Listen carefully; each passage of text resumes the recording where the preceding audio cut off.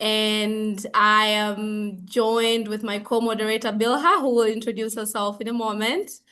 But it's my pleasure to welcome you to our webinar today, which is titled Jobs, Not Promises, the Policies Africa Needs for a Green Future. Now, we have an incredible panel of specialists lined up, and they're excited to share their insights with us. And we are trying to answer one of Africa's most pressing questions, which is what is stopping Africa from creating green jobs and how do we fix it? Well, so this conversation comes at a critical moment as we are all gearing up for the Africa Climate Summit 2025 happening next month in Ethiopia. And it's going to shape the discourse for Jacob Ladder Africa's Green Jobs and Skills Pavilion at the summit, where we are supporting the broader agenda of the summit of creating 30 million green jobs by 2033. So I'm excited for the dialogue and the cross-sector perspectives from our panelists. And today's webinar is trying to shift us from declarations to delivery. How do we move from declaring to actually actioning the declarations? And at the heart of this conversation is policy implementation and accountability to ensure that the green workforce of Africa is not just an aspiration, but a reality. Now, I would like to hand it over to my co-moderator, Bilha, who will walk us through the context. Over to you, Bilha. Thank you, Monica. My name is Bilha Luseka. I'm an Africa Youth Climate Finance Fellow from Nairobi, Kenya. And I'm beyond excited for this conversation because as a young African, I've noticed there's a big disconnect between everyday youth and climate conversations. For most, climate change feels removed from our daily realities. But what truly ranks highest for many African youth is economic empowerment, job security, and stability. So if we start positioning climate and sustainability not as a challenge, but as an opportunity for jobs, income, and dignity, then young Africans won't just pay attention, they'll step up and lead in creating green solutions. And that's why tonight's discussion is so important. We're going to get into the heart of what it really takes to create green jobs in Africa. We'll be asking, what does green job creation by design actually look like? What policies can make it happen? A big part of our discussion will also be about skills, how we prepare Africa's workforce at scale and make sure youth, women, and those in the informal sectors aren't left behind. So I'm excited to start this discussion. Over to you, Monica. Thank you so much, Bilha. Before we dive right into the conversation, I would like us to take a moment to get to know our speakers for today. We have an incredible panel, as I've said before. They are going to introduce themselves, and as they do, please also introduce yourself in the chat. So we'll start with Professor Maglade, then Ms. Ngige, Ambassador Candice, and Ambassador Jabesh. Please go ahead. Good evening, everyone. Well, evening in Kenya, anyway. It's a huge pleasure to join the young ambassadors, and I'm really looking forward to this because I've had 40 years working on trying to create a green environment, green jobs, and so on. Many declarations. I worked for the European Commission. I also worked for the UN. And at my time of life, I want to see action happening. So I can hopefully contribute to this conversation by telling stories a little bit about things that didn't work, things that need to work, but also what this vision needs to include. And I'm hoping that by articulating this from so many different directions, we're going to be able to give some insights that will be very practical, and you'll be able to take really good ideas to the climate summit. So that I'm hoping to sort of usher forward a new future for green jobs, but defined by Africans for Africa, particularly for young Africans.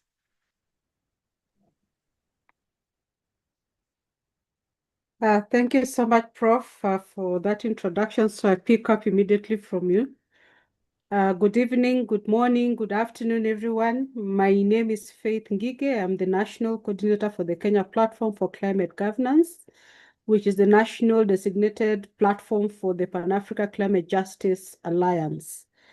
I am pleased to be here this session or this moment to share with you my perspectives around the subject matter at hand, I have been engaged in the green transition for Kenya for the last, since 2018, actively involved in shaping this discourse and trying to navigate, especially the regulatory frameworks in unlocking the green jobs for the youth. I've also mentored youth and I've seen them partake of the entrepreneurship journey of what the green growth space really looks like. So excited to be here and to share and to also learn from all of us. Thank you.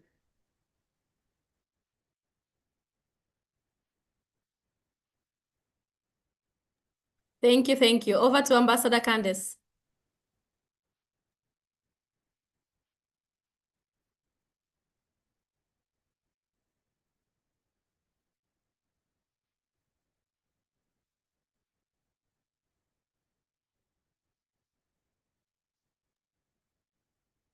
Hello? Can you hear me? I don't know what's going on. So sorry. But Ambassador Candice, please go ahead. Oh, so sorry. Can you hear me? I can hear you, Candace, Melanie. Ambassador Candace? Candace, I think your mic might be having an issue.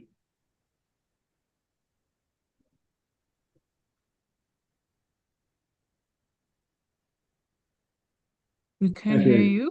We still can't hear you. Maybe Candice, sometimes the earphones interrupt. So if you switch out of them onto your machine, that might help. Mm-hmm. Well, while we'll do that, let's hear from Ambassador Jabesh and we'll come back to Ambassador Candace. Thank you.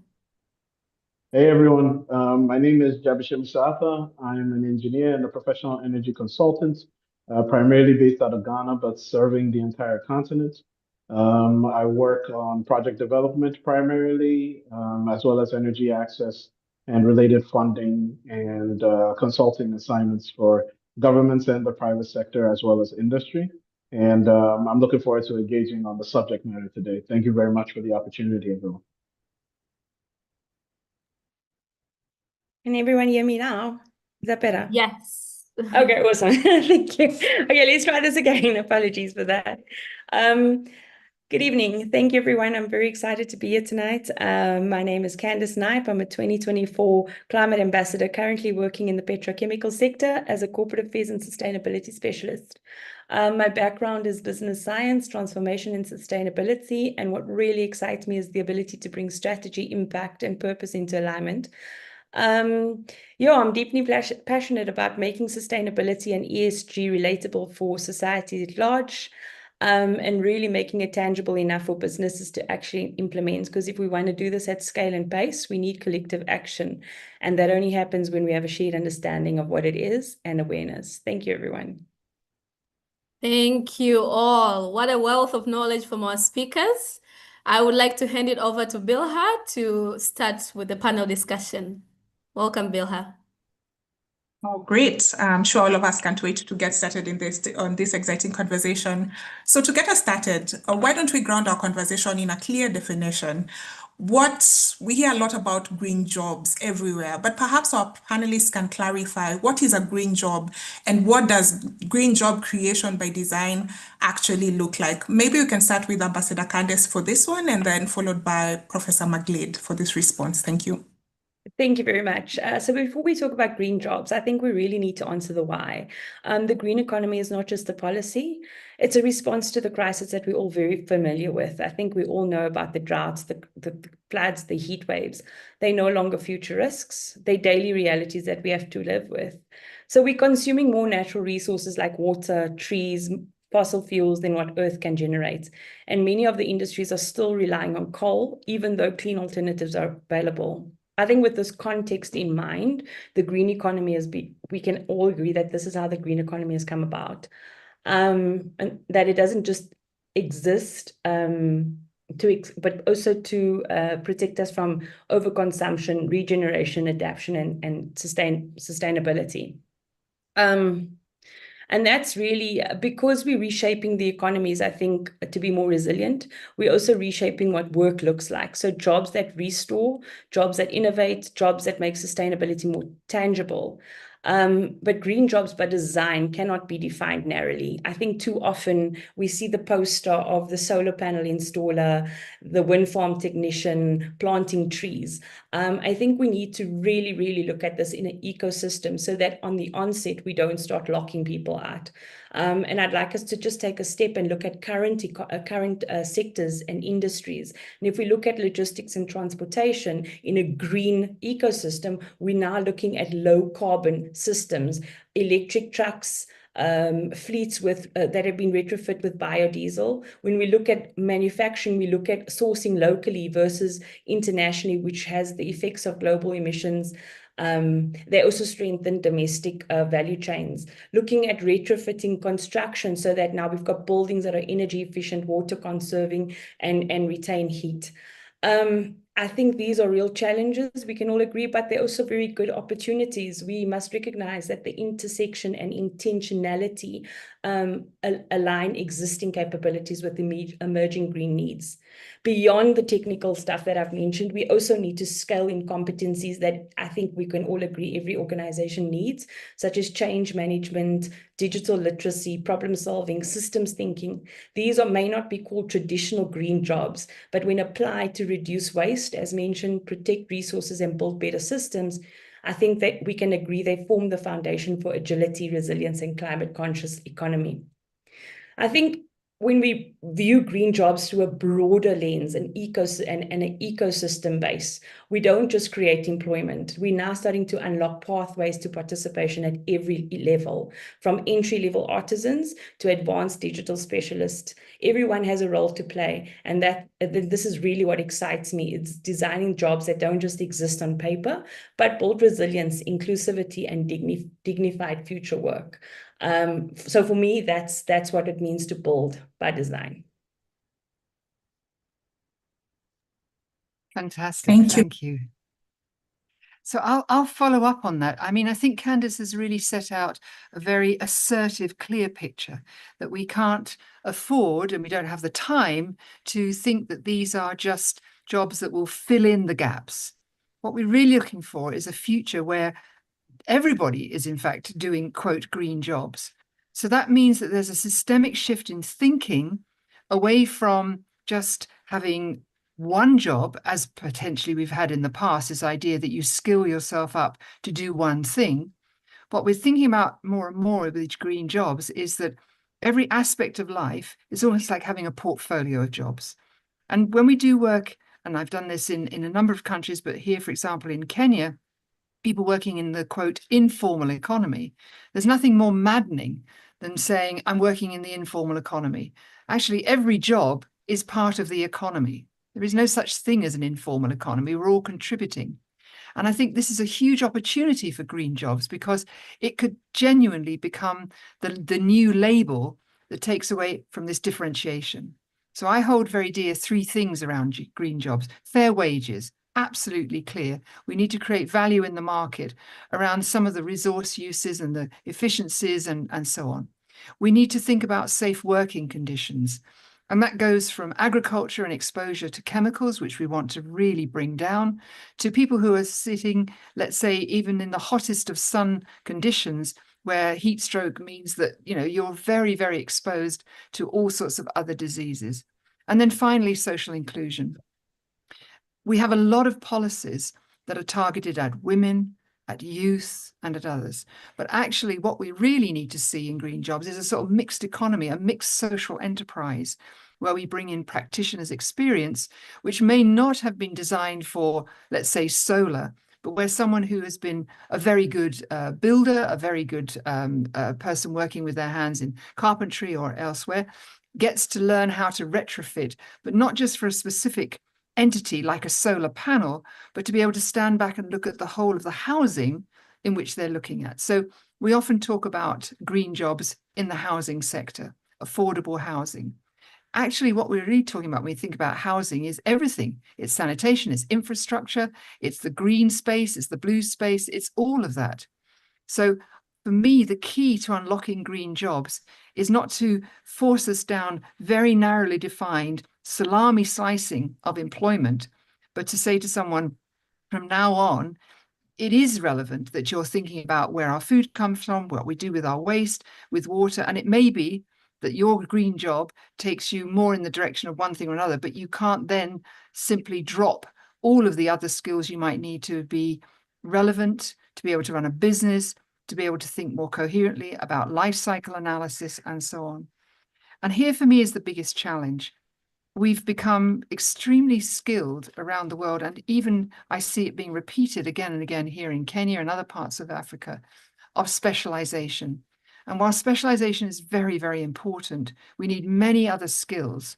And so I see, much as we had in the past, agricultural extension workers or people who come and give advice in one particular domain, what I see to help young people, particularly, and to help these millions of jobs that we have to create, people need to be exposed to new ways of thinking, new kinds of skills. And so imagine that you have a public service that gradually builds up, that really informs people of how their particular task, their job fits into the bigger economy, where they can actually spill out from that thing where I just do maize, or I ride an e-bike, I do this, to really being able to see themselves in the bigger context of the biocircular economy, the green economy. So that's really important, because when I think about it, it's about true value. And there is a part that goes for me with green jobs, and it's about true value accounting. In the economy, we have to change the way in which we consider the GDP process. It's really all about, at the moment, money in, money out, and exports and imports. But in fact, it doesn't capture the true value of work and of what we do, and the true value of the goods that we're producing. So if I grow a tomato with huge numbers of chemical inputs, then I'm not taking into account, unless I'm very careful, the fact that 10 years down the line, I might be presenting myself at a hospital because I've got cancer, because I was exposed to those chemicals as I was growing them. So true value means taking in not only the life cycle of the products and the services, but also of the people involved in generating those services. That, for me, is what green jobs is all about. So it's a much bigger concept of employment and service to society and to ourselves than we've currently set up. So I think it's hugely ambitious, but I think the time is right. And that's what I would love to see us be able to deliver over the next 8 years, if it's 2033. So we haven't got long. I Back couldn't to the agree more. ambassadors.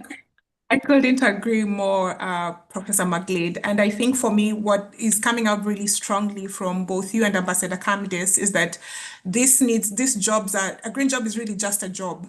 Therefore, we need to create an ecosystem where all kinds of skills, all diverse skills are included in this green job economy, which means anyone listening here, you can participate in the green economy, and you do have a green job.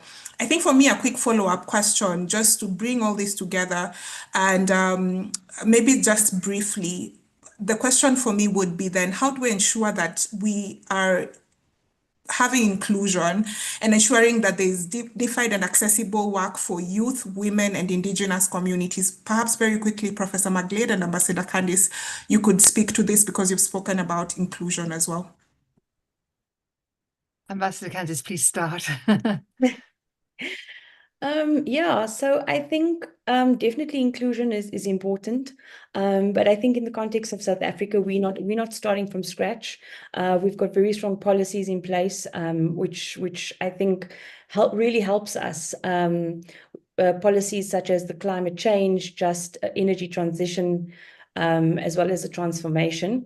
But we know policy by itself does not guarantee success. Very often we fall short as the execution and the ability to adapt policies into frameworks and working industries. So for me, I think, yeah, inclusion definitely has to be built into that. And we have to make sure that we don't just focus on urban areas, but on marginalized communities, women, youth. Our youth have got so much potential. They really are able to not only contribute, but I think they need to go create the sector. They are definitely going to be within the work sector the longest if we look at generations currently. So inclusion is absolutely vital, and we need to be very intentional and conscious about it. And I think, like I said, in South Africa, we've got policies that strongly support this, and we need to focus on the execution. Fantastic. I want to build on that. We don't have as much experience in South Africa. What I do see as a bit of a barrier, though, in some countries in Africa, is this kind of parallel universe of who can claim to be indigenous and who is just a citizen of a country. And the labeling of indigenous peoples versus others is, I think, distracting our attention away from the fundamentals, which is everybody is a contributor in this way. So, and I know the UN is particularly sensitive to the use of indigenous peoples and so on. But I think the green economy, green jobs, I'm not saying it does away with it, because there's a lot of cultural attributes that we want to see there. But social inclusion means that you respect those differences whilst at the same time bringing everybody along. And therefore, we have to think very carefully about the kind of language that we use. We don't want to monopolize any of the conversations by, one particular way of thinking. So that diversity is very important. But what I have seen again and again is that handing over the reins, so to speak, empowering and opening up spaces where youth particularly can do ideation, co-creation, exactly as Ambassador Candace has said, sometimes even surprises people by how much creativity can come out from that diversity. And I think the more that we encourage that kind of diversity, the less discrimination there is likely to be between people who've been able to go through tertiary education, secondary education, and so on. And that's something that we need to really be careful of, not to exclude people just because they didn't get that opportunity early on.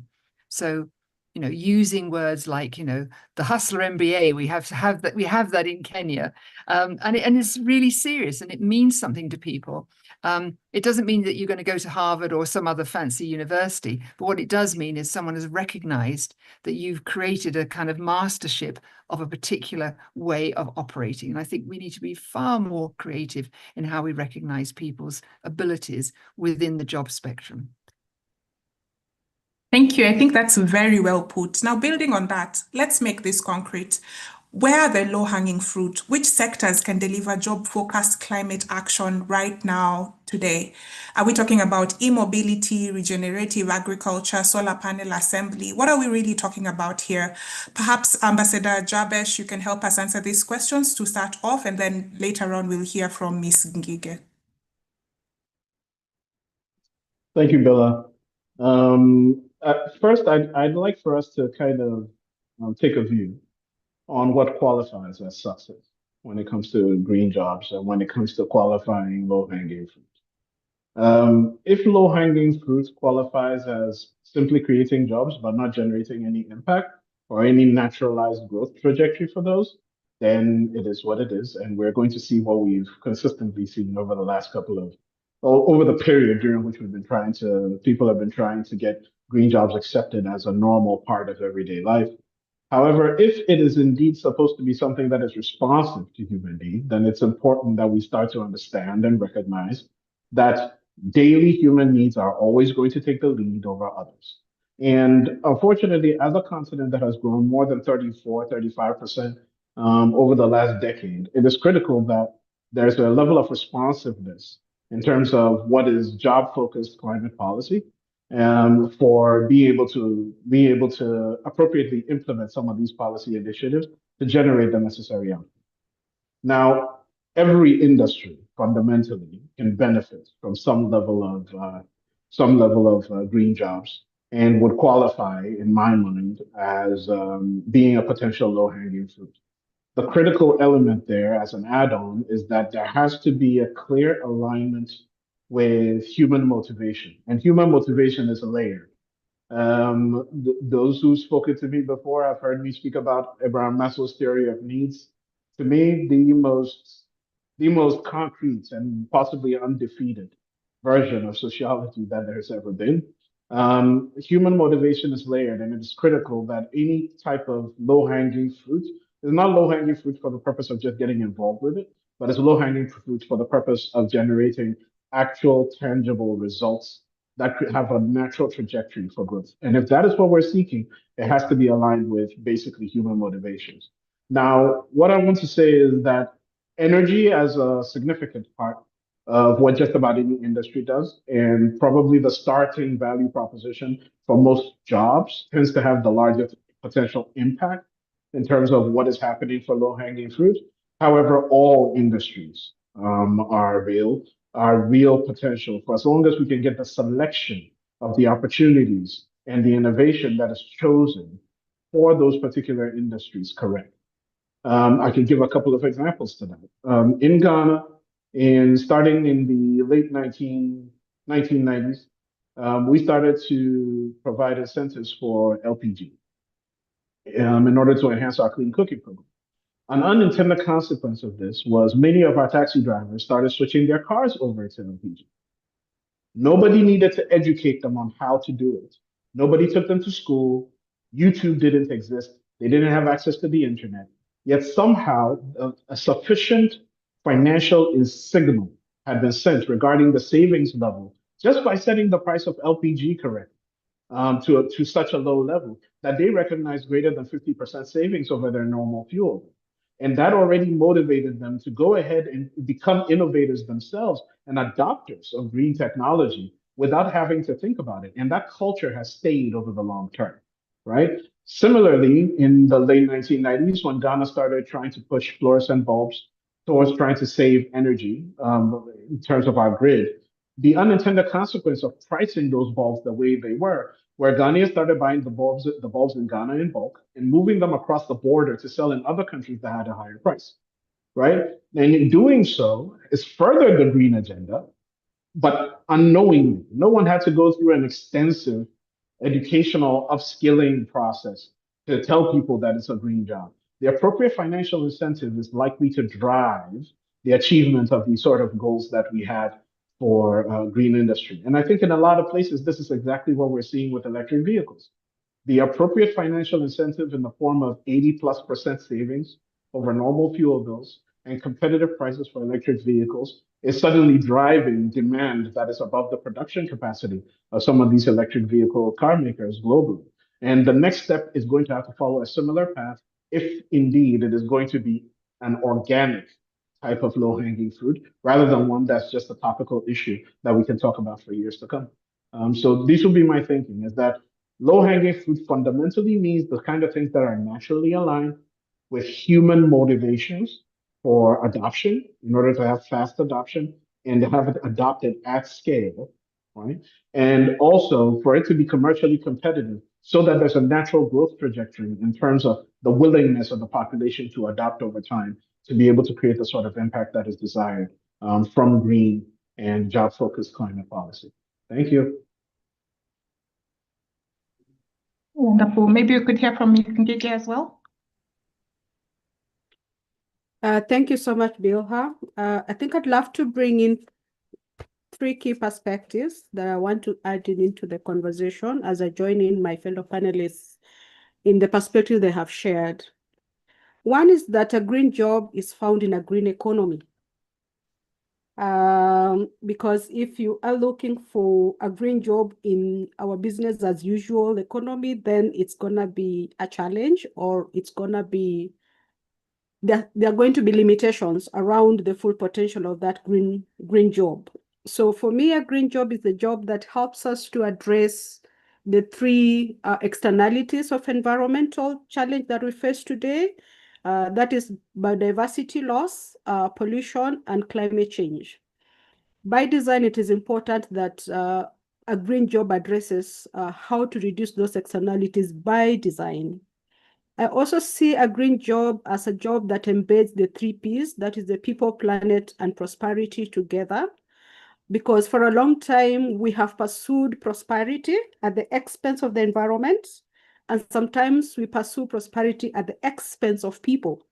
So you find like we are investing, and most of us in the private sector are fulcruples most of the time, because our investments then end up hurting the environment, or our investment end up hurting the people. And then it becomes like our profit margin or our balance sheet reads very well, but we have not adhered to the other two P's that we need to focus on. And I also would like to bring in the element of climate finance, or the finance flows, because you can have finances that do not support a green economy. And I know generally at the moment that is where we are caught up, because you'll find the financial system as it still finances fossil fuel at large scale. And if you ask them to finance the green solutions, then it becomes that they are risky, they are small, they are still growing, they are still nascent, they're not there. And therefore, it becomes quite a challenge to bring to speak about a green job within the climate finance system. So it's very important to ensure that every fiscal incentive offered, every investment offered into an economy, and every shilling spent in the climate space is able to create a decent and a green job. So that said, there are certain sectors that have been critical in terms of the green job. I remember when Kenya was facing the crossroads of the plastic challenge, and there was a standoff between the government and the manufacturers about what to do around the issue of the plastic waste. And during that standoff, there came in the language of circular economy. And I'm glad it was not just a language, but that we walked through that particular journey to be able to address both the planetary element of the environment that the government was curious to ensure that it is solved, but we needed business to be in place, but we also needed people also to be secured. And as a result of that, we were able to have a circular economy embedded in the Sustainable Waste Management Act. And what we have seen growing up out of that, what started as a waste management problem has evolved to be a very beautiful thing. One, today, we have producer responsibility organizations. There are about 5 of them now already. We have one in plastic, we have one in electronics, we have one in hazardous waste, and I forget the other 2. So that means out of that particular challenge, today we have job opportunities. We have people calling themselves, I'm a CEO of a producer responsibility organization, and you can see there are people employed in that particular sector. Personally, I'm proud to see that that is what became out of that. So there's opportunities around the circularity element. There's opportunities around eco-design for the manufacturing sector, eco-labeling for the products. If you are keen enough, you'd see like the Sprite bottle changed from the green to the clear one. It's an opportunity to increase recycling sector for the country and also for the globe as a whole. So there is low-hanging fruits that we can take in this sector that has been said to be informal, has been said not to be very nice, but as a result of adopting the green trajectory, we are seeing very beautiful thing that is coming out of that sector, and a lot of decent work that is arising from it. Of course, you have clean cooking. We know in Africa, we use firewood and we love it. There's a way it tastes good in our food. However, it degrades the environment. So there's opportunity to adopt more cleaner technologies of cooking, and that are faster and are more efficient, and there's less pollution, and therefore there's benefit around the 3 P's that I have actually just said. Agroecology is also another one where you're doing agriculture in a manner that respects the ecological balance of the world, and we've seen good food coming out of it that is healthy even for human consumption. So generally, I could speak within the Kenyan setup, the priority sectors of the National Climate Change Action Plan also are opportunities for the green growth and for the green jobs.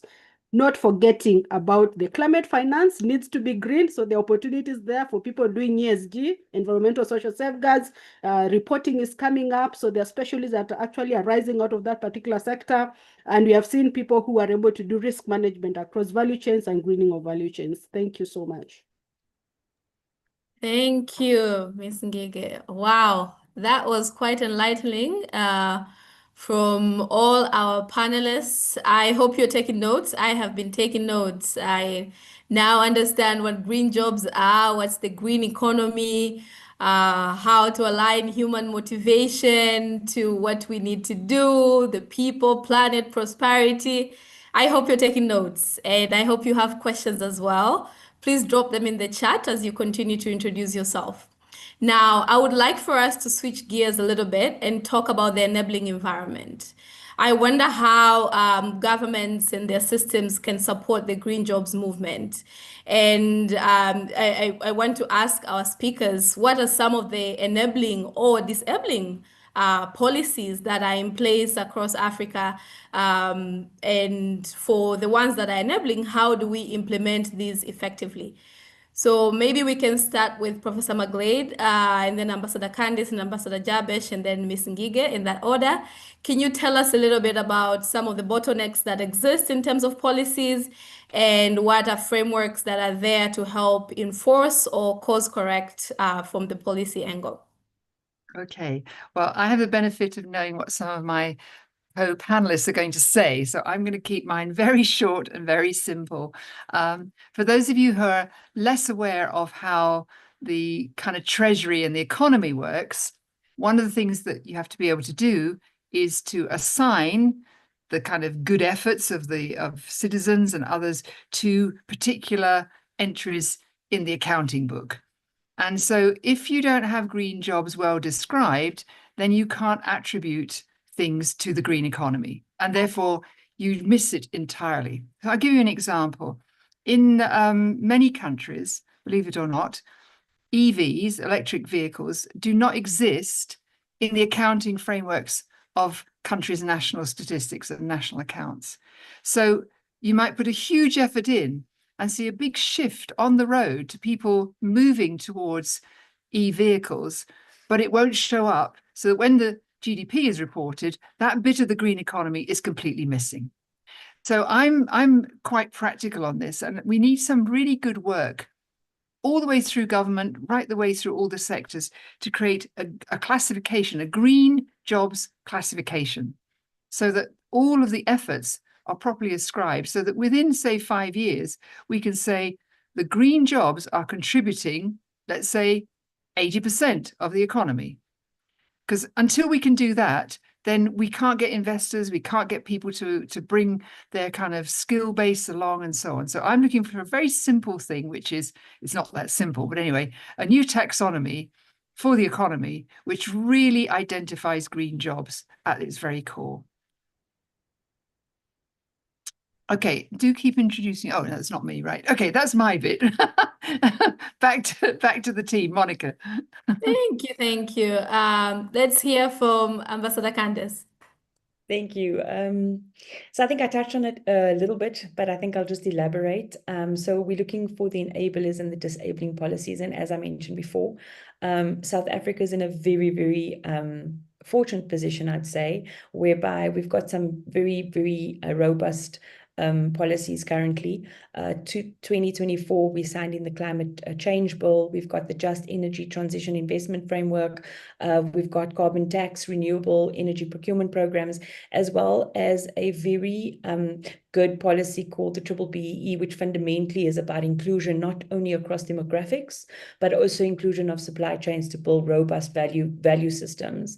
But the truth is, as I mentioned, that a policy is only as strong as its implementation. And I think we must learn from some of the histories that we've had, where execution is obviously a downfall. If we want to be successful, I think we must focus on 3 critical areas for enabling, and that's clarity of the policy and accessibility.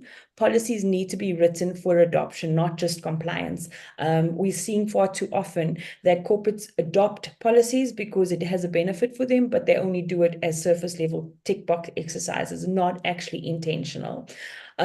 Too often businesses struggle to communicate, and communities struggle to understand really what the policies require of them. We need them to be practical for the people. We need translations of legislation and toolkits, guidelines, incentives that make it possible to act on that. Again, if we want to move at scale and at pace, we have to bring everyone along with us. Alignment and accountability, I think, is also going to be an enabler. Climate, energy, and skills development policies can't sit in a silo. If labor policies don't speak to climate frameworks, or if Treasury isn't aligned with energy transition priorities, execution is slow. This we know. So clear interdepartmental alignment and shared accountability of frameworks is absolutely essential. I think another enabler is going to be monitoring feedback and obviously the ability for course correct. No policies is perfect from day one. So the difference between success and failure lies in whether we can build feedback loops that allow for measures that's working, adapt quickly, and then course correct. This means publishing transparent progress reports, having independent oversight bodies, which I'll touch on later on, I'm sure, and then being brave enough to admit where we, when we approach isn't delivering, you know, and having honest conversations. This is a very, very new sector, and we're all learning, but being courageous enough to course correct and to learn.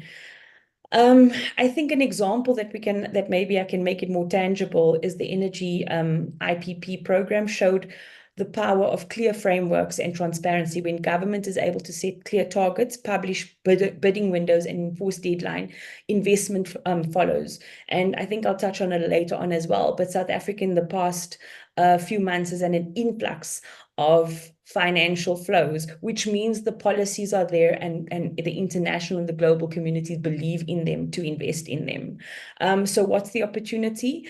We must design and implement frameworks that are living systems, not static documents that sit on tables. We must have clear KPIs linked to both environmental and social outcomes. Independent tracking and dashboards accessible to the public so that we all can align on them, and built-in review cycles. No policy evolves in a context rather than becoming outdated. If we get this right, South Africa's enabling environment will shift from a good policy from being a good policy with pure execution to being a benchmark for adaptive governance. And that is how we turn framework into impact. Again, I think Africa as a whole, as a continent, has got an amazing opportunity to lead the green economy. We have got the resources, we've got the people, we've got the will, and certainly in the intellectual ability. So I'm really, really excited that we can take this and really lead with it. Thanks. Mm-hmm. Thank you, Ambassador Candice. Wow. We have heard from Professor McGlade on green taxonomy, and we're hearing about making policies that are implementable. Let's hear from Ms. Ngige and Ambassador Jabesh, and then we'll move on to the next question. Thank you so much, Monica. I hope you can hear me. In this space, I think the biggest challenge is the fossil fuel subsidies. While there is every single effort to try and help us adopt renewable energy, we still find that a major bottleneck, about 3.8 of Africa's GDP average subsidies are actually on fossil fuel. So we are always caught up in the middle between the desire to adopt renewable energy and the fossil fuel trajectory. I also look at the agriculture sector, and I remember when we were trying to work out our sustainable waste management challenge in Kenya, it was very clear that 60% of the waste that we have is actually organic.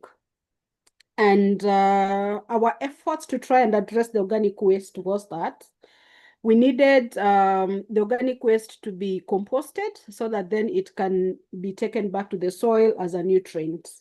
But we got ourselves into a crossroad because we realized that the current fertilizer subsidy in the country rewards synthetic fertilizer.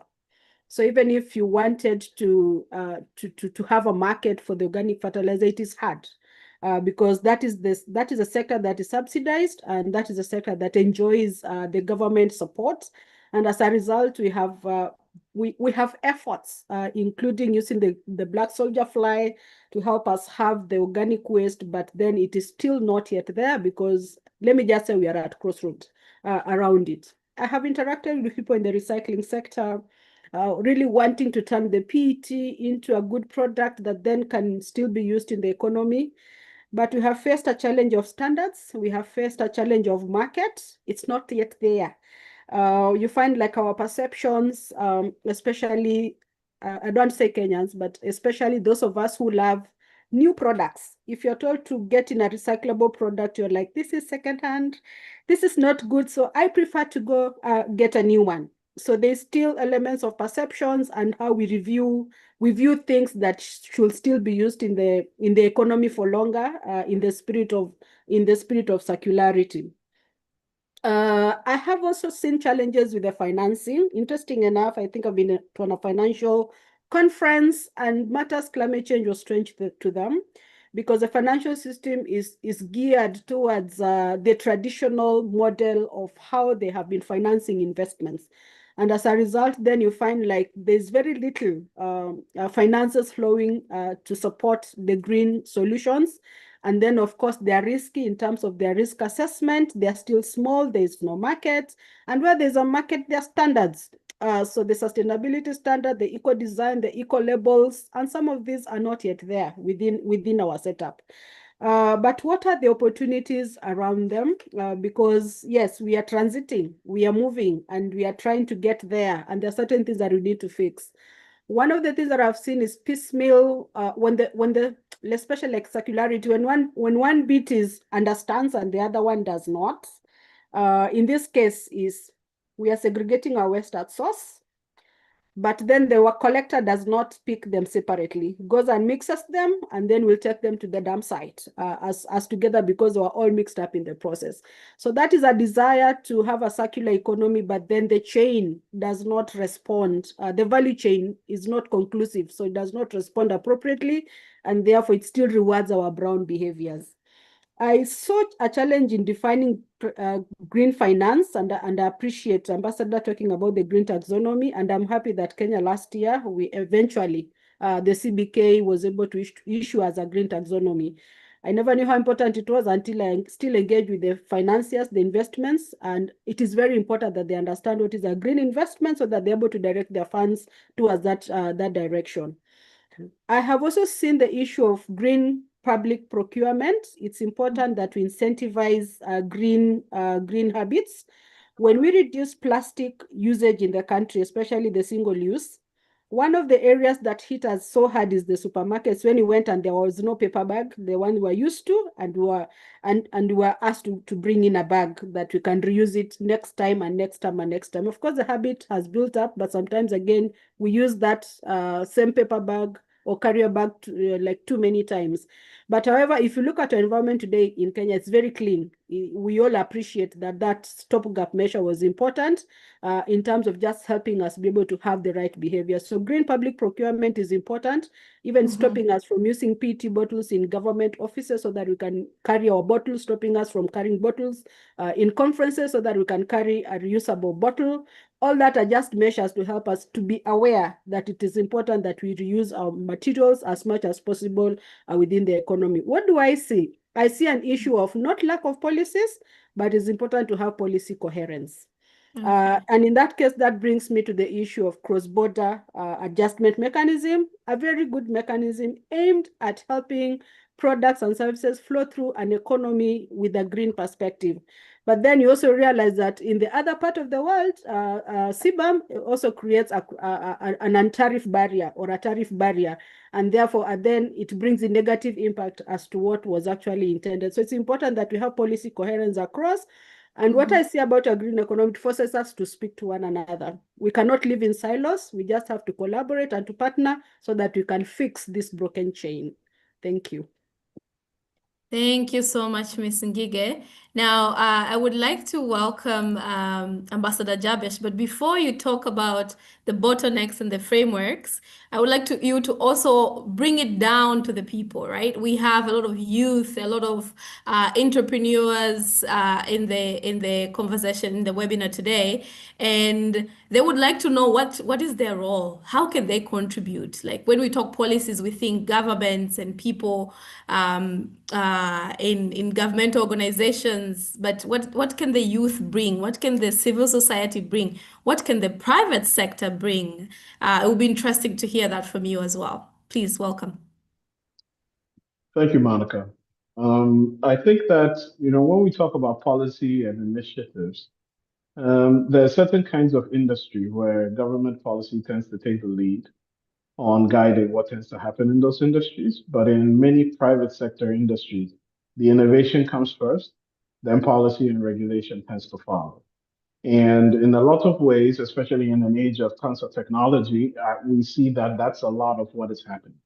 For example, if you look at, I mean, effectively, most African countries are governed by some kind of government of a sort. And if you look at, for example, job creation over the last decade, it has, I mean, fundamentally, it hasn't kept up with the number, the volume of population that is entering the workforce, right? So it's a fraction of a percentage of the volume of people that are entering the workforce are actually able to be placed within jobs that have been created over the last decade. And so to that end, I think that what the private sector can do and tends to do pretty well is effectively leverage human behavior to be able to create some version of an incentive for positive directional movement. And I think that when it comes to the role for youth within them, I think that there's a lot of potential for youth to get involved in sort of identifying, and I'm not talking about identifying based on some version of our emotions, but identifying by the numbers, viable opportunities that we can implement or jump on the back on that actually have existing money getting spent to some degree that we can make more efficient with the sort of solutions that the green economy does provide in order to assure real outcomes for what is happening within industries across the world. And I do think that to some degree, the private sector, yes, the private sector is greedy, so are all human beings to a degree. And that human greed does lend itself to a certain type of craving for recognition to the point that even people who don't believe in necessarily in the green economy will engage in certainly green activities, ESG, all kinds of things in the name of trying to chase some form of recognition, either for themselves or for their organizations, and undertake activities that are not necessarily natural to them, but certainly are motivated by other human expressions that they bring to the table for the purposes of achieving that kind of recognition or some performance improvement in terms of what they're doing. And so I think it's important that youth, civil society, private sector actors, all through, in order to generate the necessary outcomes, take a view on what is actually happening and what actually motivates human beings, but also pays a particular focus to time and timing. You know, probably a good example to give here is, someone could have dreamt of cell phones in the 1800s, but unfortunately, the material science hadn't caught up to be able to create cell phones in the 1800s until the 2000s. So there is some value in being able to do the preparatory work in order to wait for the timing to be absolutely perfect in order to implement some form of innovation. And it's important that we're able to take an unbiased and impartial view at this and try to find the elements for how we can get involved. Now, when it comes to the youth, look, it's true that some youth are leaders, but the truth is not everybody can be a leader. So everyone has to find the part where they can contribute, where something that they have that is of fundamental value can be brought to the table to create value both for themselves and for their societies or organizations, and be able to hold on to that and build from there until the time comes when they're sufficiently able to lead the conversation and be able to do something that is far more impactful and lead others to do the same. Thank you, Monica. Thank you, thank you. Amazing. Thank you for touching on the role of youth, of private sector, of civil societies. That's very good. And I'm loving the examples that are coming from all our speakers across the continent. We have heard of examples from Ghana, we have heard of examples from South Africa, and we have heard of examples from Kenya. So maybe we move on to the next question. Now that we have established what the green economy is, what green jobs are, what is the low-hanging fruit, what are enabling policies, disabling policies, how do we course correct, and what is the role of all other actors in the ecosystem? Now, let's talk about how do we build a workforce that can take these green jobs at fast, actually, and at scale across the continent? What would that look like in the policy framework? And I would like to start with Professor McGlade and Ambassador Candace. Can you tell us, are our TVETs and universities keeping up with building a green workforce? Ambassador Candice, would you like to go first this time? And I'll go second. Okay, so I think the real ask here is the TVET colleges keeping up? And I think, to be honest, we have in South Africa had a lot of problems with our skills and our TVETs, our TVET institutions. But I do think that they are now understanding the important role that they have to play, and they're pivoting in the right direction. But I don't want us to limit it only to the discussion, only to the TVET colleges, because that then assumes that we're only talking about technical skills. And as mentioned earlier, that if we want to do this at scale and at pace, we need to bring everyone along into the system. And I think for me, what this really means is redefining what these jobs really are, and maybe expanding that, right? So we've currently got existing artisans on the ground, maybe technicians, we've got welders. I think what is going to be important is how are they able to have their prior learning recognized, and how are they able to reclassify and move into the sectors where these skills are going to be needed. In terms of universities and tertiary, how are we now adapting our current qualifications to include things like digital literacy, problem solving, critical thinking, because these are all very, very, these are skills that we're going to have to move into the green ecosystem as well. I think that obviously in terms of our context and what I've spoken about before, the discussions and the implementation is still very much high level. So we've gotten funding, we've gotten the programs, we've gotten the policy, but what we really now need to do is really start creating the awareness and the strong desire to almost push these institutions into that direction, so that they start benefiting or seeing a benefit. And I think going back to Ambassador Jebesh is that unfortunately we do need the private sector, and if there's no wins for the private sector, they won't move. So we need to find the fine balance where we can get the private sector to absorb these youth with these skills, how we can get the private sector to actively transform the processes so that they can take on these green ecosystems. And that, I think, will force the TVETs and the institutions, because it's no point in having a qualification that can't be absorbed in the economy. So it's almost like a kind of a seesaw, and we got to get the economy, the job sector to desire these skills, and the institutions to offer them. Lovely, lovely.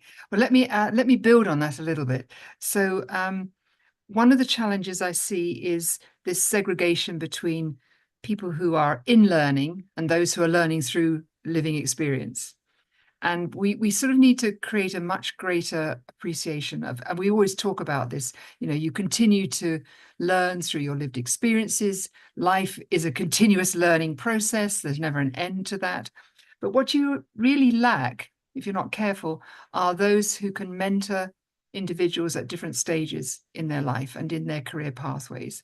And therefore, having much more openness about who are mentors and how we bring that experience into, let's say, more informal settings. You don't necessarily need to go to a classroom to be able to learn.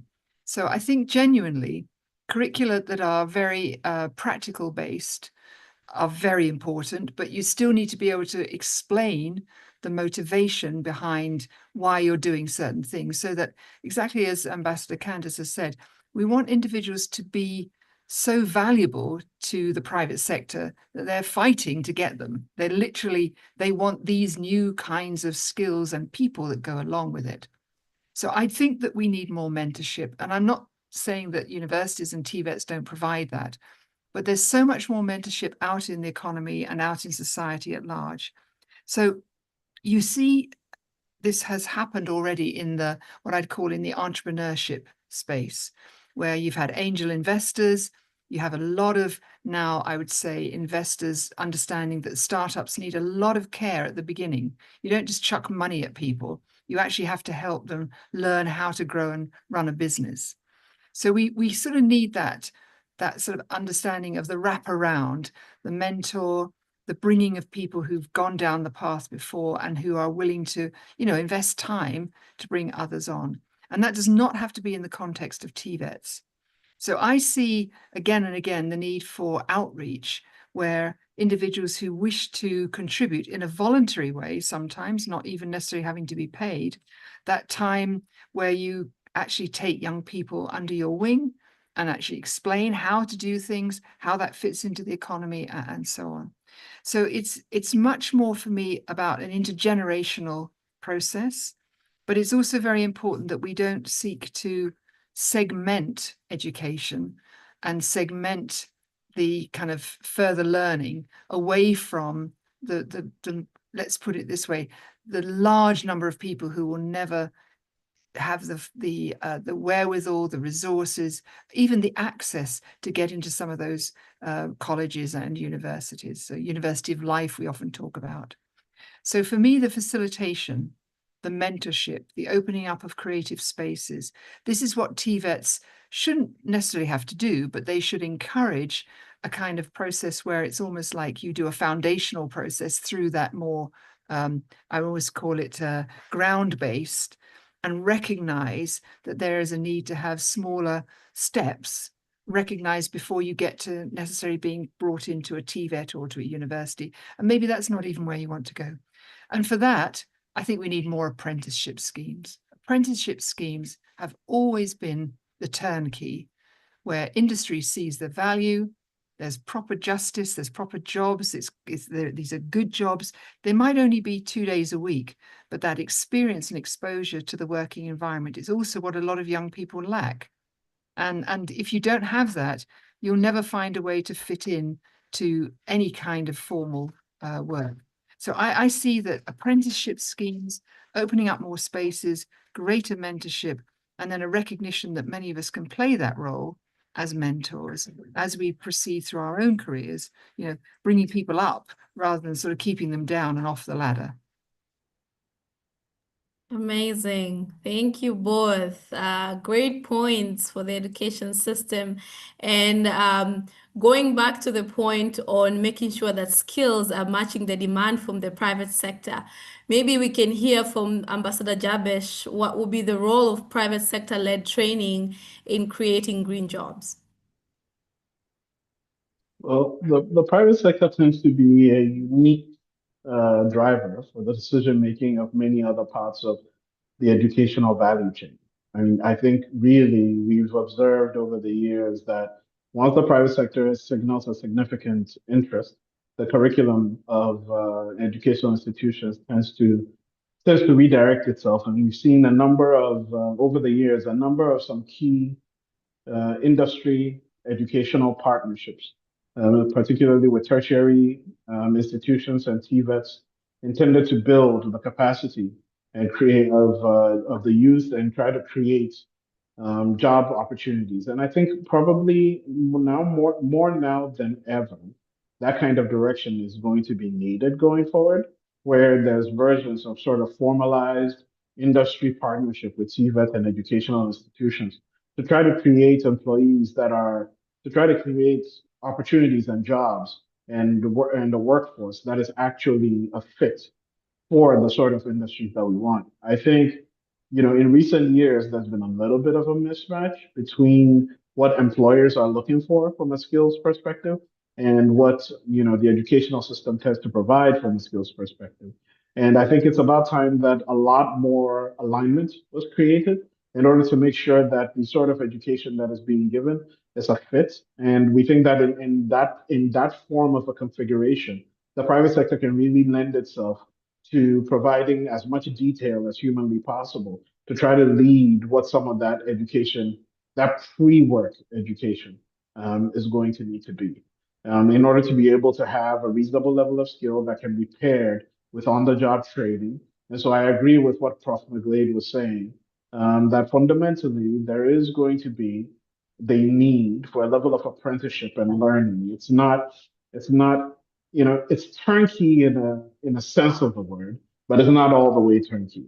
There are cultural and operational cues that are unlikely to be taught in an educational institution. And some of these skills are hard trained on the job skills that the private sector really needs to imbibe and bring to the table in order for there to be a level of synergy that can promote green jobs as a long-term alternative for youth employment. Thank you for that perspective. Now, let's go to Ms. Ngige and hear about what are some of the skills that need to be scaled now as we build the green workforce. Thank you, Monica. I love the last point about the role of the private sector, and what I have seen emerging in this particular sector is the need for data to really prove that, first of all, it exists in the economy so that you can do policy advocacy. Right now in Kenya, it's very hard to quantify what the waste management sector does. And I remember during COVID, some of us were privileged to really advocate even for that sector, because while everybody was classified as, some people, or some professions, I could say, were classified as essential workers, it took a while for us to realize that the waste management sector was actually part of the essential workers, and therefore they needed to be allowed to move because all of us were wearing masks all over. And of course, we feared COVID at that time, what it would mean.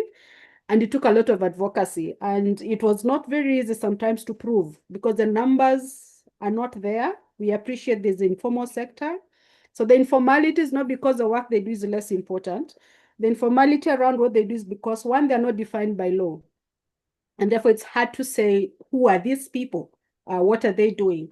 Secondly, it's hard to quantify what they're doing because the sector is not consolidated. There's many efforts everywhere in the economy, but it's not put together in a manner that makes sense to a policymaker.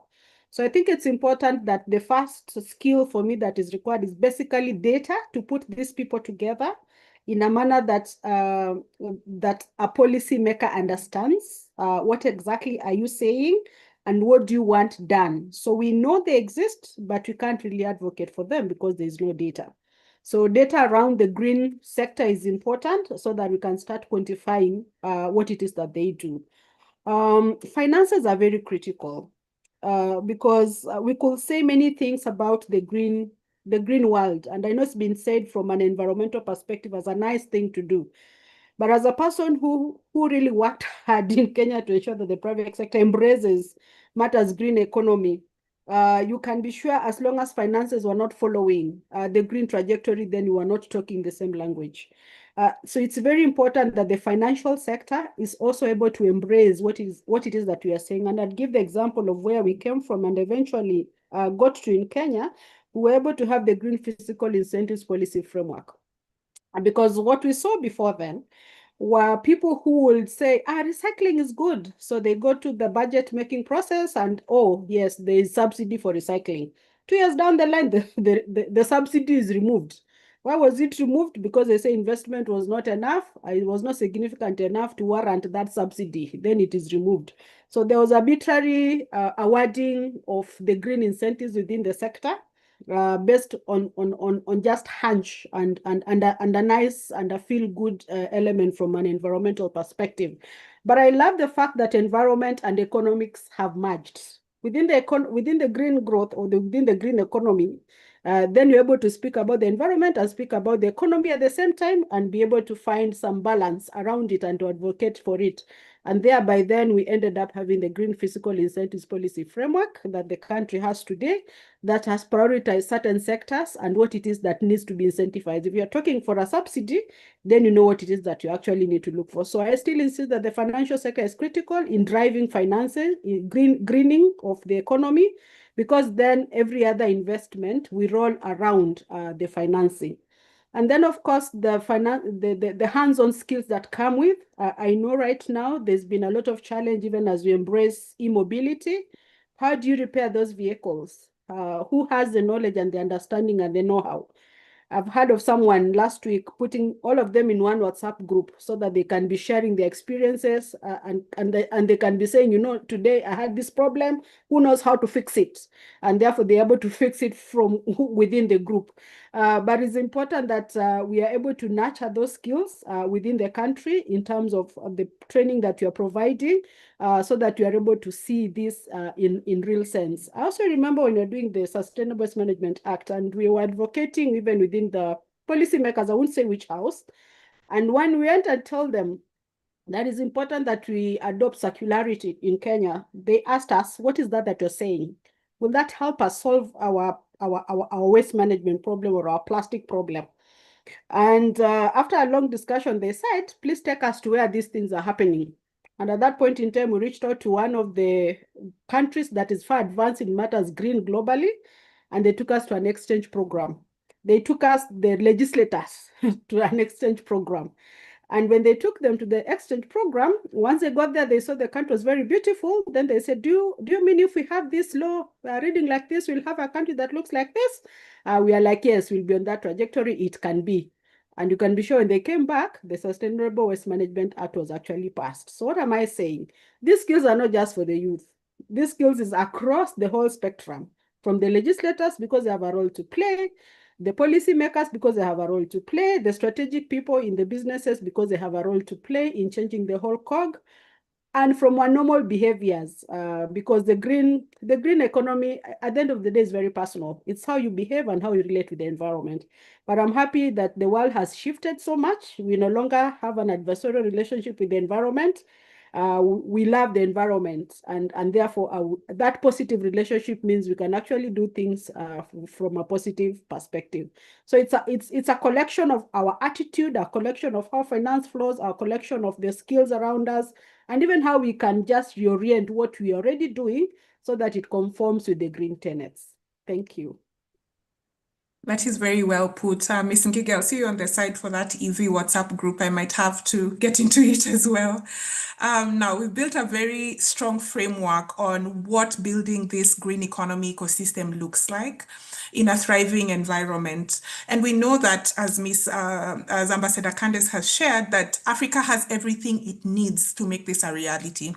But there's something that Ms. Ngige has touched on that we now need to expound on, which is financing. And we know this is where the rubber usually hits the road. So my question is, where does the money come from? And more importantly, how do we ensure that it trickles down to young people so green jobs are actually attractive and decent?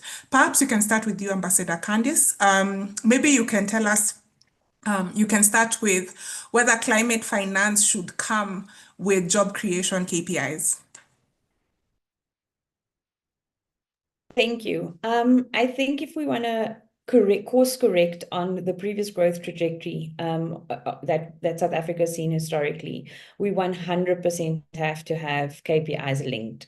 As mentioned before, the past 5 months, we have seen an influx of international funding from the likes of the European Investment, the African Development Bank, the World Bank, which all supports some of the projects that we have, carbon climate resilience infrastructure, etc.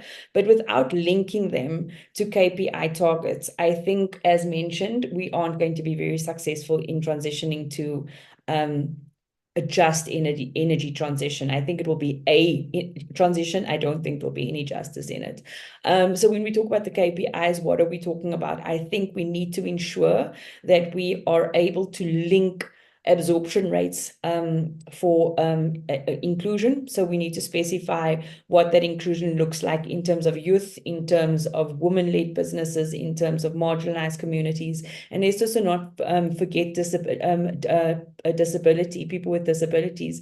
Very often they get left out of the equation, and more now than ever, we need to make sure that we look at this holistically. So going back to the finance, we need to ensure that when we are executing on the financial project, but when we're executing projects with international funding, they need to ensure that we have these inclusion targets. They also need to ensure that we do have absorption targets, that we are absorbing the skills, that we are upskilling the current communities, and make sure that it's not a temporary but a long-term and a sustainable solution. We have to ensure that the jobs are issued at a dignified wage, and that, you know, it's not being sort of the bulk of the funding has been absorbed through corruption or sideline things. You know, we need transparency now more than ever. And these are global issues. I think we can now leverage off the global audience to ensure that there's accountability and traceability of the projects. I love the idea of transparency. Engineer Jabesh, do you think it is possible for young people to generate an income in this economy? If so, what should be the approach? I think it is absolutely possible for young people to generate an income in this economy.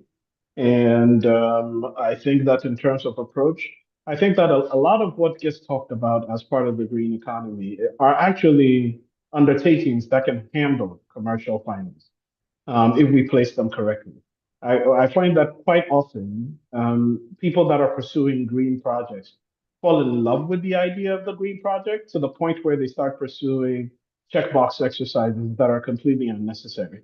If you are building, let's say, a green building, and your green building is going to be cheaper than a conventional building, in addition to having all the performance benefits that it comes with, that building can handle commercial finance.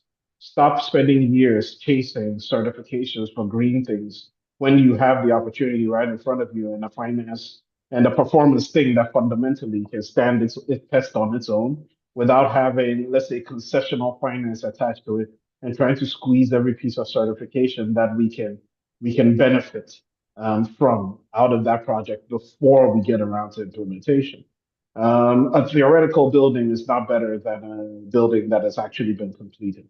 And so I do think that there's a lot of money that can be made within the green economy. I think that a lot of the opportunities have become quite mature in terms of their involvement. And I think that in a lot of ways, some of the things that are happening are actually human beings trying to reinvent the wheel to some degree when it comes to the green economy. If you don't mind, Billa, I want to play a game. May I? Okay, I want to take a poll real quick. Internal combustion engines, internal combustion cars versus electric vehicles. Which ones were created first? As in commercial operation, which ones were created first? Any of my fellow speakers want to take or Billa or Monica want to take a stab? I'll pass it on to my fellow. I want to say electric vehicles. Yeah, me too. Monica, you would be correct. In the early 1900s in the US, electric vehicles made up more than 30% of all the vehicles on the road. In the 1900s. Today, electric vehicles in the US are like 1.4% of all the vehicles on the road. Right? So sometimes it's not necessarily about the idea itself or what you are getting done. It's about the timing. Sometimes you just have to recognize that the timing just isn't right, that the material science hasn't caught up, that the market opportunity just isn't right, and basically leave that and do something else until the opportunity is right. But right now, a lot of the technology that is involved in the green space actually is timed appropriately and perfectly to be able to be implemented. And so, yes, I do think that there is a lot of money that can be made in the green economy. Thank you. I think that's music to all of our ears, really. And I know a lot of young people here are huge EV vehicle fans. I myself am one of them. So maybe moving on to Ms. Ngige, just to build on very quickly on the comments you'd made on financing. My question to you would be, what reforms are needed in public spending and donor strategy to make this a reality? Oh, thank you, Bilha. Directing financing to the green sector has to be deliberate. It can't be left just by chance. Because as we say, we are at the crossroad of solving the planetary crisis, as well as re-engineering Africa economies so that they're able to provide green jobs for young people. And therefore it's important that then finances are able to be redirected accordingly. I spoke around about the Green Fiscal Incentives Policy Framework in Kenya. That policy was brought about by the crossroad between brown investments versus green investments. And then there was need to define what is a green investment so that the banking sector and the financial sector is able to understand, and further complemented by the green taxonomy. And I think it's important that then Africa develops an Africa green taxonomy, because then it is able to speak to our realities and to our context on what really green means, and then how do you direct financing into there. There's a proposal to have a green investment bank, because it's been quite a challenge to even have finance flows, like the climate finance flows. I know like the GCF flowing through the banking system has been a big challenge. Why? Because when somebody goes there trying to look for green finances, they're not able to differentiate the normal banking finances versus a green finance. And even when they're marketing, they're not able to differentiate the two. And therefore, an investor is not able to tap into the opportunities that come with the climate finance flows through the banking system. And therefore, there's been a discussion around starting the Green Investment Bank, so that it is clear when you're walking in there, you for sure know, here I am coming to look for green financing, but at the same time, clarity of the matrices, what really qualifies to be a green finance. And that is where the green taxonomy actually comes in. And I know there are countries in Africa that are way ahead in terms of just defining and also prioritizing which sector qualifies to be called green, and therefore can then qualify to get green financing. I think another big challenge around this sector is the short-termism around it. And I am so glad about a young person, honestly, I mentored around 2018 in this space. We met by chance, but we became friends. Today he's married and he's running his own recycling business. He moved away from Nairobi and went to set up base actually in Diani. What did I see him going through? I saw him go through a lot of competition, a lot of hackathons, a lot of grants here and there. I met him 3 or 4 months ago and he told me, I do not want grant anymore. I was like, yeah, young man, you say you don't want grant anymore? I said, no, I am tired of grants. I now want to compete in the market, because it's in the market where I understand my true value, and then where I'm assured of my sustainability going forward. I always tell him I'll find you one day doing a very big factory, because I know you can. And we supported him with a 3D printer, about 2 of them. And he has managed to turn around that 3D printer into something very beautiful in terms of the play materials that he produces for young people. What am I saying? While grants are good and project-based financing is good, you realize it's only lasts for a short time. So it's important that you also have that long-term framing when you're trying to do green solutions, so that we don't start and stop in the middle, or when the grant is over, then the solution is also over, and then we have to wait for the next grant, and then it is not sustainable. It's also important that finance flows in the world also follow the green trajectory. We, of course, know climate financing has challenges in terms of its limitations, but it's important that we direct it well so that it is able to give us the impact that we desire, and also channel it all the way to the community level. Giving the example of Kenya on the FLOCA, the locally led climate action, we've seen financing put in one basket by development partners. Instead of the partners, all of them doing their own thing in terms of, I consider this my priority, they put the money in one basket and then put in a manager to be able to manage the funds. The money is flowing all the way through the government system, through the county system, and it's getting to the communities. And communities have been trusted with these funds to be able to innovate their solution, driving their resilience. So I think if we trust even the most grassroots level person, they can be able to feed back into the system and be able to use the finances as required. So it's important that we also make finance flows all the way to the grassroots level. Thank you. Thank you so much for that, Ms. Ngege. I really like the idea of shifting our mindsets from one of funding and grants to one of entrepreneurship. And the real life example you've given is very practical. Perhaps final comments from Professor Maglade, just very quickly.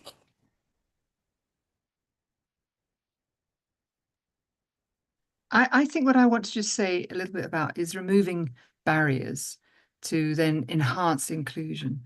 And I'm thinking about, social protection and decent work. So make sure there's extension of the social safety nets, health coverage, legal protections, and particularly around women, young women who've got, families, making sure that we can address the structural barriers such as unpaid care responsibilities.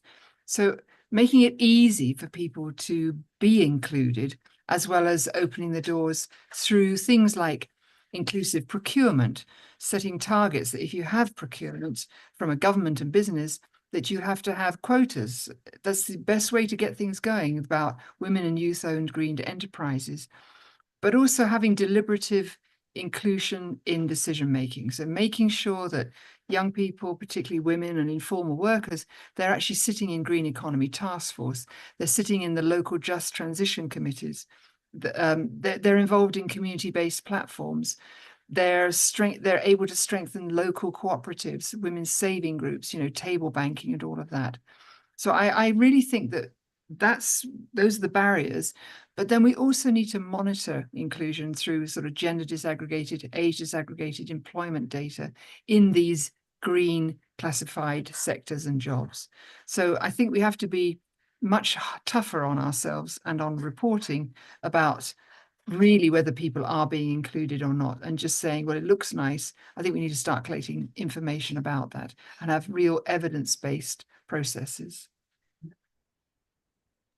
Thank you, Professor McGlade. Wow, young people can generate income from the green economy. That's clearly answered by our panelists.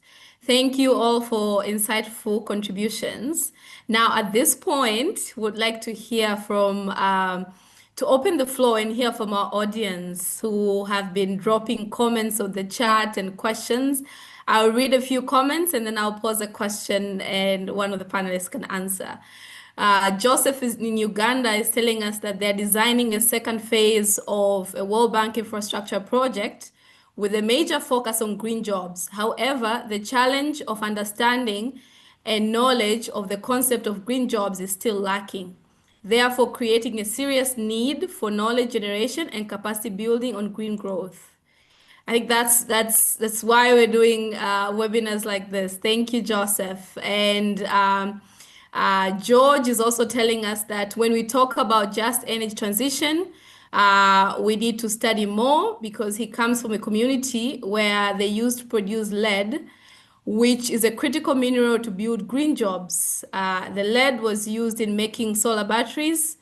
After some time, the town was said to be the most poisonous place on earth in terms of lead poisoning, which is a point that we need to look at from grassroots community and make sure that green jobs are actually green.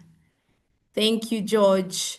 And we also have a comment from Netzanet, who is an African Youth Climate Finance Fellow, and she's agreeing with Professor McGlade that our education institutions mostly fail to provide academic knowledge, which is theoretical, and practical skills that will enable students to be practitioners and equip them to develop entrepreneurial mindsets.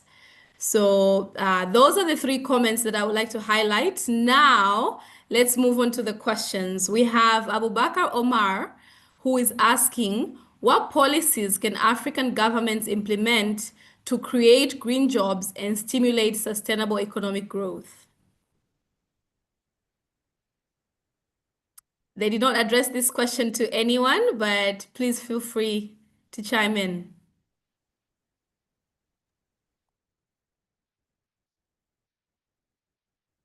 I could chime in on that. I think I could just relate to the most recently launched Continental Circular Economy Strategy for Africa 2024. Yes. I think that is a first framework that is of an African nature that tries to really harness the various efforts that are going across the various countries in Africa to be able to drive us to the circularity agenda housed by the Africa Union. And it is important that we start lifting up some of these good examples and be able to cast them for the whole of Africa, because then we are able to speak from one point. And just like I said, value chains are interlinked. I remember when we did EPR in Kenya, and we really wanted a certain cross-check around plastics. We found ourselves that we cannot live in isolation. If anything, the plastics that come from Kenya come from abroad across many other countries, far away. And it was not very easy to do that in isolation. So it's important that then our value chains, because they are linked, our economies then are linked, that we are able to really transfer these good practices from one country to another. I know South Africa is very good in producer responsibility organization. We could learn from them and transfer that to the rest of the African countries, so that you are able to have standardized approaches. Ghana is equally good at organic waste, composting, that can be scaled up. So it's important that we get the various good practices. Kenya has done very progressive policies. Like I mentioned, the green economy strategy, the green taxonomy, we have green physical incentives, and the FLOCA program. But then we cannot continue to live like that alone. We need to transfer these practices at scale so that we are all on the same trajectory. And I want to believe that this is why we are having this discussion, because this discussion is feeding on to the Africa Climate Summit, the kind of declarations that we will have. Africa Climate Summit 1 was able to help us link climate and green jobs together. Actually, for me, I find this to be progressive, because the discussion of green growth and green economies has been held in separate boardrooms with the climate discussion. Climate people discuss separately, green economy people discuss separately. But the Africa Climate Summit 1 was able to bring these two sides of the same coin into one same discussion and fed it into the declaration. So as you go to Africa Climate Summit 2, it's important to start taking stock, reflecting these good practices, and start putting data around it, so that we can be able to have it at scale in our face, and be able to transfer these good practices across the various countries in Africa, and also how we interact with the rest of the world. Thank you. Thank you so much. Now I would like to, I don't see any other questions. I would like to welcome our panelists to give us their last thoughts before we close off for the night. Let's start with moderator, Mhm. Monica. I do have I'm John Bosco Okay. from Rwanda, and I wanted to just ask a few comments. Go ahead, Make please. some. Yeah, thank you very much. One is to really thank you and thank all the presenter for excellent presentation. But I have two pertinent questions. One is on the funding.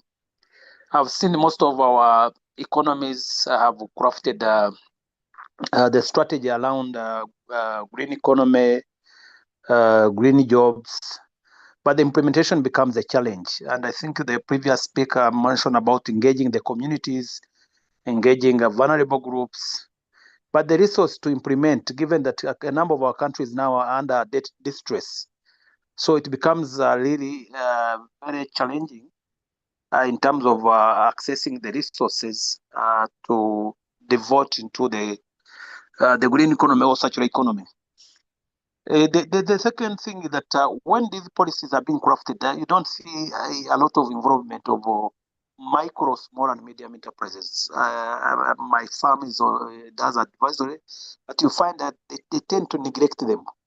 Even those boardrooms where the discussion on circular economy, climate change, private sector plays a very minimal or marginal role.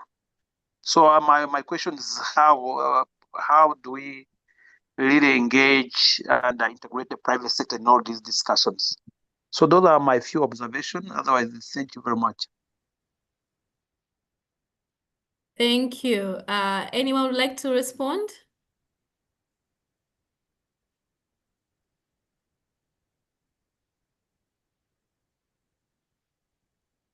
I'll take a stab at it. Thank you. I think when it comes to financing,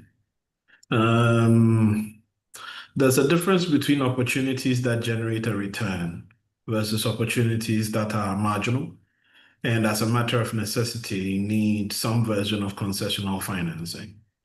And I think to some degree, in terms of our process for developing and selecting opportunities to be taken up for the purposes of applying for financing, I find that a lot of the approaches to creating some of these projects do not fit the classical definition of bankability.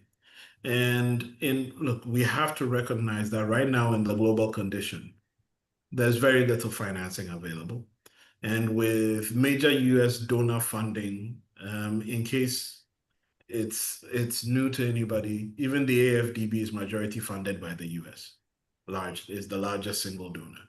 Same thing with the UN, same thing with the World Bank. And so when you have such a major donor starting to pull back, and with China also looking at pulling back, and India doing some of the things they're doing, major donors across the world, there isn't as much money simply floating in the financial system like there used to be at some point. And so with that kind of a crunch, we have to get better at pivoting some of these solutions that we are pushing into the sorts that can fund themselves or are bankable at a level that is above what has typically been available to us because of the availability of concessional financing. Now, beyond that, what I'll also say is structurally, there are ways to implement levels of efficiency for initiatives that allow, how do I say, what would have been typical capital cost to be split or separated slightly differently and moved on to other stakeholders to create sort of an operational expenditure in terms of what the solution is rather than others. But the truth is, in a world where there is increasing capital scarcity, we're going to have to be even more innovative than we've ever been to be able to put forth the kind of projects that can be considered bankable in a world of increasing financial scarcity and uncertainty. And that's where everyone is going to be at for the foreseeable future. Thank you, Ambassador Jabesh. I see more questions rolling in, but unfortunately, we are out of time. So our panelists, if you have any last words, please, 1 minute, go ahead and share, and we'll close. But we'll continue the conversation on our LinkedIn page. Let's start with Ambassador Candice. Firstly, I just want to say thank you so much. It has been an absolutely insightful evening, and even I was able to learn. I think as I close off, I think it's important that we remember that the green economy is not designed as a slogan or a fashion fad. It was born out of a real response, and across Africa, we're all very much aware of the realities of the droughts, the floods, cyclones, heat waves that disrupt not only the economies but livelihoods. We are consuming natural resources faster than we can generate. But this is also a massive opportunity for Africa. Unlike the global north, we're not locked in aging infrastructure or legacy-heavy systems. This is an opportunity for us to leapfrog, embed clean energy, circularity, sustainability from the start. We are also home to the world's youngest workforce, and we've heard today that they are dynamic, entrepreneurial, and eager to participate in industries of the future. From the flow of concessional financing into our region shows the world recognizes this potential. And that, I think, is something that differentiates us. Africa is what we can build with intention by aligning existing capabilities in logistics, mining, agriculture, manufacturing, as we've mentioned before, with the emerging green needs. From renewable power to low carbon transportation, water resilience, digital solutions. We don't just create jobs, but we create pathways to participation. And if we do this deliberately, I strongly believe that Africa won't just be a consumer of global solutions. We'll be the makers of industries, skills, and innovation. The bottom line is that the green economy is Africa's chance to redefine our position, our growth, not just as extension to regeneration, but not as an exclusion, but as an opportunity for all to participate. So Africa can lead, not follow, in building a future. Thanks. Thank you, Professor McGlade. Well, maybe at this time of night, I would like to become a little philosophical, if I might. I actually think that we can have a completely different kind of future described by what I would say an African political philosophy. For too long, I think our political sort of leaders have, taken on the mantle of starting at Aristotle, Plato, and working their way through the Enlightenment, and, they arrive here. And this is driven by a very different view compared to what we have at our hands today in Africa. And I think genuinely what we have, which is very different, is land. We have resources, we have natural resources. In other words, we have nature on our side. And so a philosophy, a sort of a new philosophy for Africa has to be something which I would call natural prosperity. Is a prosperity born out of natural resources and our use of those natural resources, which includes, of course, the society and the cultural part of it. But natural prosperity means that we build into nature and we use nature to do a lot of heavy lifting for us. And I think this is a very different style of working compared to the individualism and all of the mercantilism that we've seen in the last sort of 2,000 years in the rest of, Northern Europe and so on. So I think it's not just about getting the day-to-day right. I think it's about thinking, what is our philosophy at the continental scale that we can actually call our own? That's really the point for me. So this new Green Jobs is just a manifestation of a new kind of political philosophy that we should be really promoting. Thank you. Ambassador Jabez? Thank you, Monica. Thank you for all the other speakers. Thank you for everyone who participated in this webinar. It was an absolute pleasure to share the opportunity with everyone. Thank you for sharing your honest views. A lot of learning from me about what's going on across the continent and what is possible. I think that from my end, I think that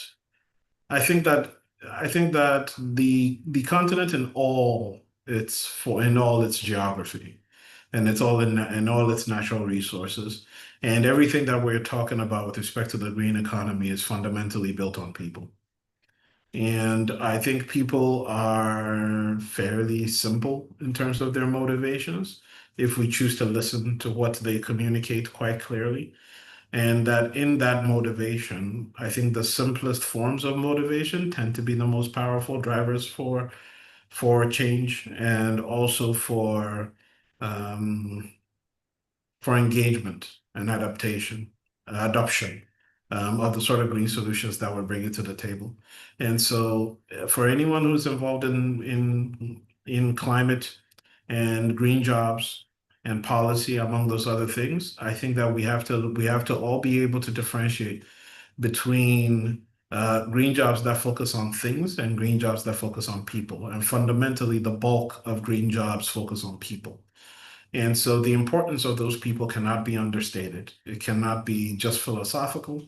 It cannot just be ideological. It has to be things that relate directly to the meaningful and personal existence of the people of this continent. And in doing so, we also have to consider principles that allow us to create the appropriate scale and the appropriate performance value at this time in human history to recognize what is fundamental in order for capital to be attracted to the sort of initiatives that we are looking for. And I do believe that at this time in history, the technology is as good as it's ever going to be, and it's probably only going to get better, that its accessibility is as good as it's ever going to be and is likely to only get better. I think that the amount of skill that exists on the continent is as good as it's ever been and it's only going to get better. I do believe that the future for the African continent is bright, and I certainly look forward to doing my part and sharing with everyone else to be able to build that kind of future for the African continent. So thank you for the opportunity to participate in this webinar. Thank you. Ms. Ngige?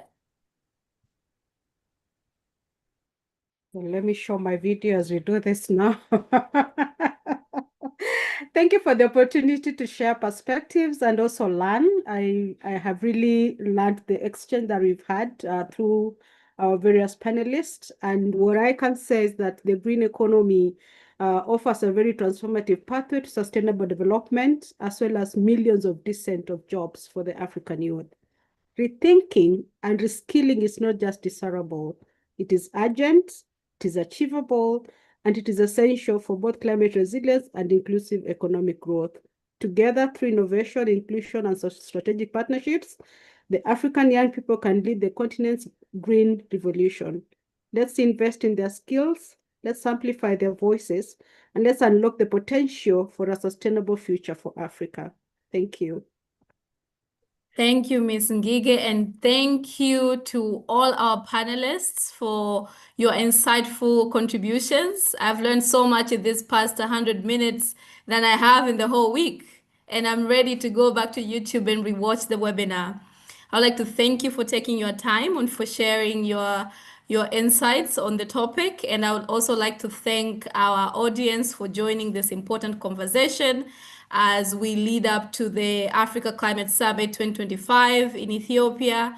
And if you happen to be at the summit, please check out Jacob's Ladder Africa's Green Jobs and Skills Pavilion, where we are working towards the agenda of 30 million green jobs by 2033. As Professor Maglade said earlier, we have 8 years to go and time is running. So please join us on the conversation, and I hope you continue on the journey to learn more about what ACS will offer in Ethiopia and what Jacob's Ladder will be offering at the pavilion.